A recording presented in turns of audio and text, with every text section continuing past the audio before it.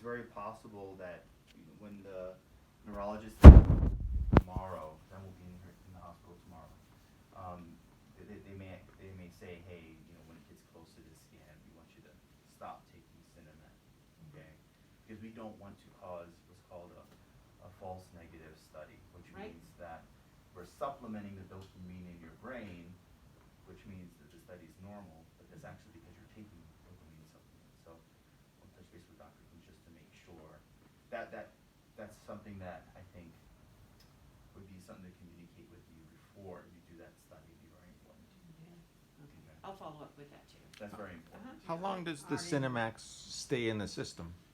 It's actually a fairly short half-life, hence the 3 times per day. And so usually we see anywhere from 4 to 6 hours. Some folks metabolize the Cinemet quickly, and then the longer you use it, the brain could become somewhat tolerant to it as well. It's a little late now, but you mind if we record you? Because we want to send this to extended family members because, this is, something that everyone wants to understand and, figure out what the right thing to do is in as much as we can as extended family. No, the communication is important. I don't mind. Thank you. Thank you. So, but yes, essentially the Cinemet is a very short half-life, essentially, and the longer that you take it, your brain eventually could develop a tolerance to it, and so that could create something called on-off episodes for folks who have Parkinson's disease. But more directly to your question, it's a fairly short half-life. So if she stopped taking it like a couple days before, right, it's a good. that would Yes, give that you window give of- you an accurate. Although then her dopamine may be suppressed as a result of taking it for a while. So Usually we say, because it's a very temporizing effect, usually at least 3 days before the DAT Okay. scan.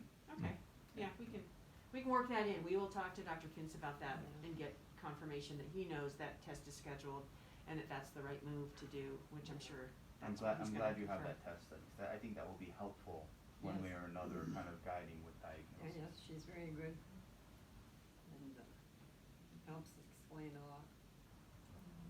mm. So that's good. Yeah, She knows a lot of the terminations than I do, medical terminations. It sounds like you have a really good team Yeah. surrounding you. And I don't believe there's much to change today as far as the Cinemet is concerned. I do think that it's important for us to at least continue it for now. yep. That may change, coming close to the study, the DAT scan. But what questions do you have for me, for anyone? What questions do you have for me? Well, I've taken a list of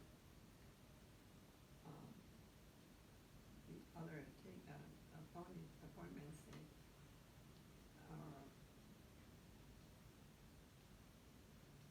It's just to get this thing now. The prescriptions I've had for was a Cara bought it, Bidva, what it is. I'm sorry, ma'am, I'm having difficulty. Say that again? Is a common oil for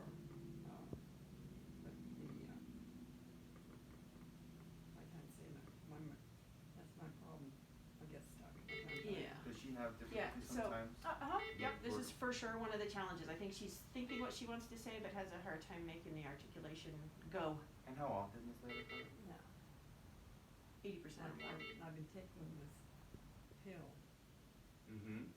for since I got started with Dr. Kuntz. Mm-hmm. And I know it starts with Cara, Re or something, and then part of it is Dopa something. The levodopa. So she's Yes. referring to the medication. The Cinemet, yes. The Cinemet. That I was referring to. So I think her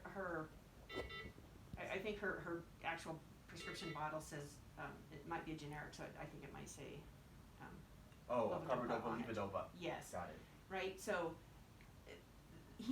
what he's been referring to in terms of that medication and the need to stop it in advance of your DAT appointment is the same. So that is the medication that he's referring to. It's the medicine that Dr. Kuntz prescribed for you to help with the Parkinson's-like symptoms. Yeah. And what that DAT test is gonna be testing for is dopamine. But that medication helps improve your dopamine levels. So it's important to have that test separate from the impact of the medication. So it's likely, and we want to confirm this, that Dr. Kuntz would want you to stop taking that medication 3 or 4 days before October 4th, so the end of September.